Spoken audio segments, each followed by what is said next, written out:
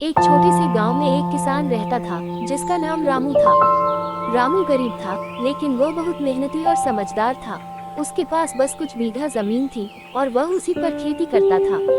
एक दिन रामू ने सोचा कि क्यों न कुछ नया किया जाए जिससे उसकी फसल और भी बेहतर हो और वह अधिक पैसे कमा सके। रामू ने गांव के बुजुर्ग से सुना था कि खेत में गाय का गोबर डालने से फसल अच्छी होती है, लेकिन उसे ये तरीका पूरी तरह से समझ में नहीं आया।